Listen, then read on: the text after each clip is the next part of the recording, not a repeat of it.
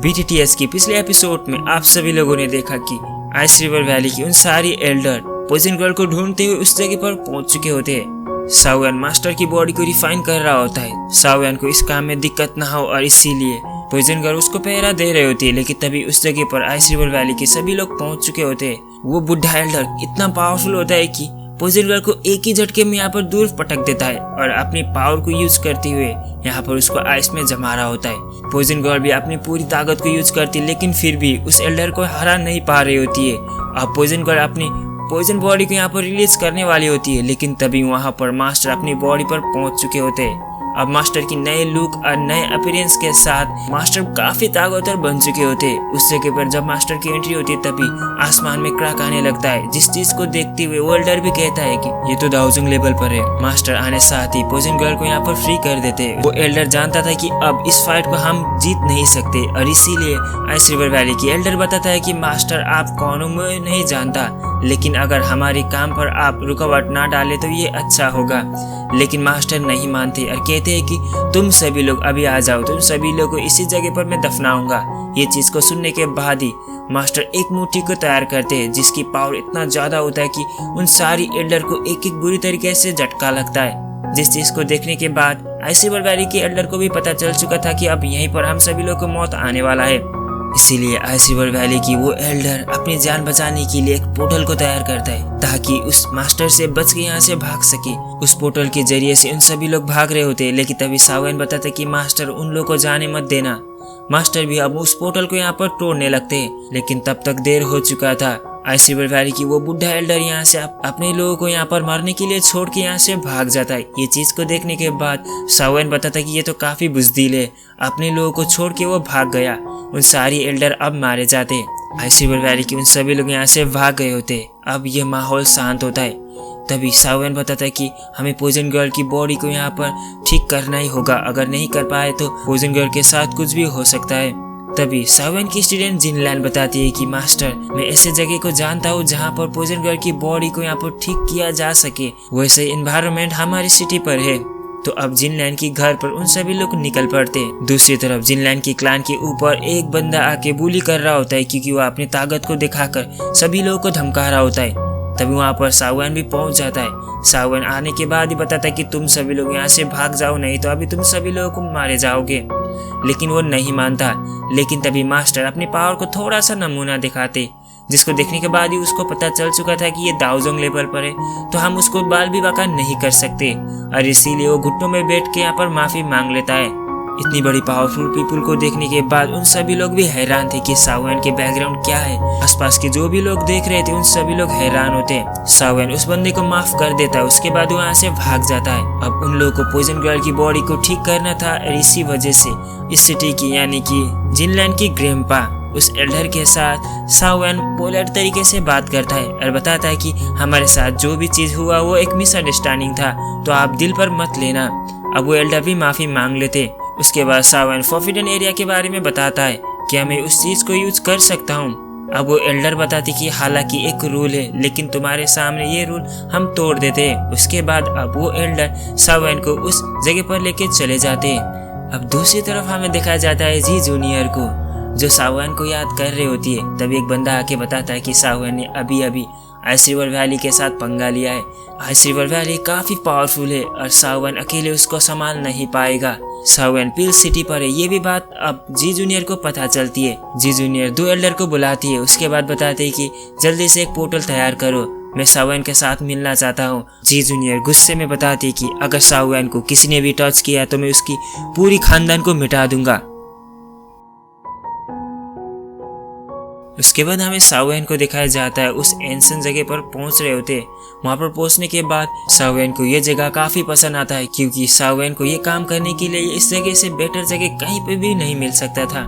साओयन master को बताता है कि मास्टर आप हमें यहाँ प्रोटेक्ट कर सकते हैं क्या, क्योंकि मैं पॉइजन गर्ल की बॉडी को ठीक करने के लिए काफी वक्त लगेगा और इसीलिए तब तक आप हमें प्रोटेक्ट कर सकते हैं।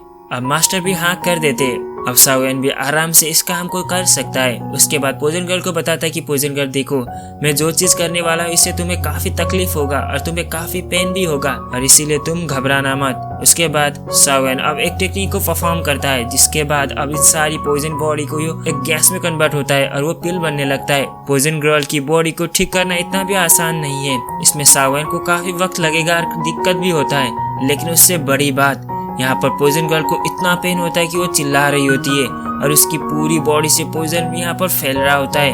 अब इस पॉइजन से हालांकि सावन तो इफेक्ट नहीं हो सकता, लेकिन अगर नॉर्मल पीपल आ गया तो वो मारा जाता है। इतने ज्यादा पावर पॉइजन गर्ल की बॉडी से निकल रहा था। अब कुछ टाइम होने के बाद अब पॉइजन गर्ल की बॉडी यहाँ पर ठीक होने लगती है। हमें दूसरी सीन पर दिखाया जाता है आइस रिवर वैली की वो एल्डर अपनी मास्टर के साथ में वहाँ पर जाके कह रहा होता है के पास एक 1000 लेवल के भी मास्टर है, हमें पता नहीं था और इसीलिए हम भाग के यहाँ पर आ गए। अब इस बात को सुनने के बाद आइस रिवर वैली की वो मास्टर गुस्से में उसको देखते यहाँ पर दूर फेंक देता है। उसके बाद कहता है कि तुम एक ढंग का काम भी नहीं कर सकते हो। लेकिन तभी वहाँ पर सोल हॉल की प्रोटेक्टर वो भी यहाँ पर पहुँच चुका होता है। अब ये देखने के बाद वो मास्टर बताता है कि तुम यहाँ पर कैसे आ गए और तुम्हें क्या चाहिए। सोल हॉल की प्रोटेक्टर वो कहता है कि हम दोनों का टारगेट एक ही है और इसीलिए तुम्हें वो पॉइजन गर्ल चाहिए तो तुम ले सकते हो, लेकिन उसका दोस्त सावन वो हमारा दुश्मन है और इसीलिए हम उसको मारना चाहते हैं। तो हम दोनों मिल के उन दोनों के ऊपर हमला करके उन दोनों को खत्म कर सकते हैं। उसके बदले में तुम उस पॉइजन गर्ल को लेके जा सकते हो। उसके बाद दोनों आपस में डील कर लेते। उसके बाद हमें दूसरी तरफ दिखाया जाता है उस सिटी को। उस सिटी में आसमान से बर्फ गिरने लगती है। ये चीज तो बर्फ गिरने की मौसम भी नहीं था, लेकिन फिर भी यहाँ पर आसमान से बर्फ गिर रहा था, यानी कि आइस रिवर वैली की सभी लोग उस जगह पर पहुंच चुके होते। वहां पर पहुंचने के बाद कह रहे होते कि पॉइजन गर्ल को तुम सभी लोगों ने छुपा कर रखा है, उसे हमारे हवाले कर दो, नहीं तो ये फैमिली को हम जड़ से खत्म कर देंगे। अब जब ये बात वो एल्डर सुन लेता है तो उसके बाद घबरा जाता है, क्योंकि उन लोगों को भी पता था कि आइस रिवर वैली कितने पावरफुल है। उन लोगों को भी पता नहीं था कि पॉइजन गर्ल कौन है। वो एल्डर जिनलैन को बताते है कि कहीं सावन के साथ वो लड़की तो पॉइजन गर्ल नहीं है।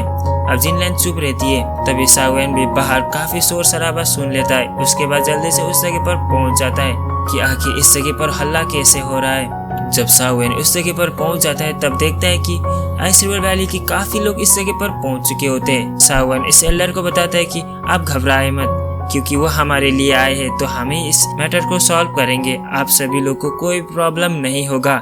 सावन उस मास्टर के साथ ऊपर की तरफ पहुंच जाता है और आपस में बात करते हैं।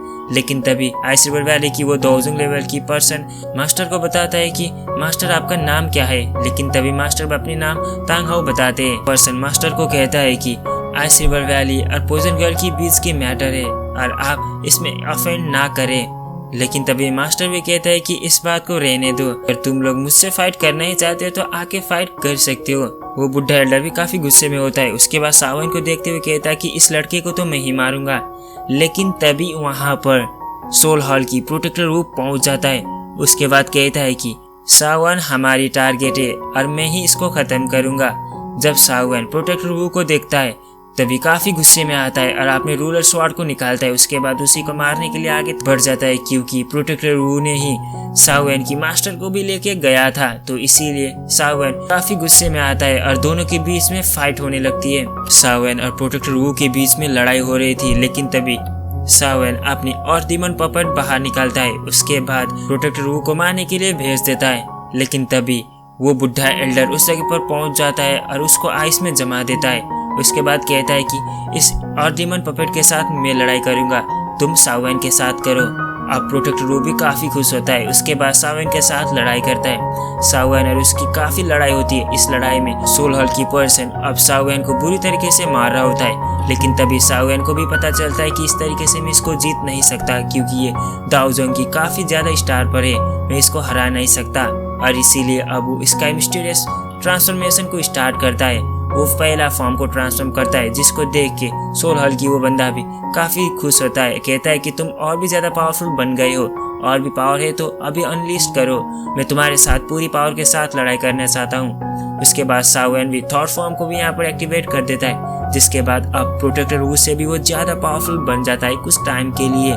ये लुक्स, ये चीज देखने के बाद उन सभी लोग हैरान हो गए थे कि सावेन इतना ज्यादा पावरफुल कैसे बना, उसके पास इतना ज्यादा पावरफुल कहाँ से आ गया, क्योंकि अब सावेन के आसपास सारी ऑरा काफी पावरफुल था और उसकी पूरी हेयर भी यहाँ पर चेंज हो जाता है, एक आइस में बदल जाता है, उसकी पूरी लुक्स और पर्सनालिटी भी यहाँ पर चेंज होता है। उसके बाद सावेन कहता है कि अब तुम मरोगे। सावेन की इतनी छोटी सी अटैक भी इतना पावरफुल होता है कि प्रोटेक्टर रूह के जाके लग जाता है। उसके बाद वो हैरान होता है कि इतनी छोटा अटैक भी इतना पावरफुल है। वो बताता है कि तुम्हारे पास भले ही इतना ज्यादा पावर आ गया हो, लेकिन तुम कुछ टाइम के लिए ही हो। लेकिन तभी सावेन बताए कि इतना ज्यादा टाइम भी तुम्हें हराने के लिए नहीं लगेगा। सावेन दाओजंग की 8 स्टार पर पहुंच जाता है। उसके बाद 3000 लाइटनिंग मूवमेंट को यूज करते हुए अब प्रोटेक्टर रूह को जान से मारने के लिए आगे बढ़ता है।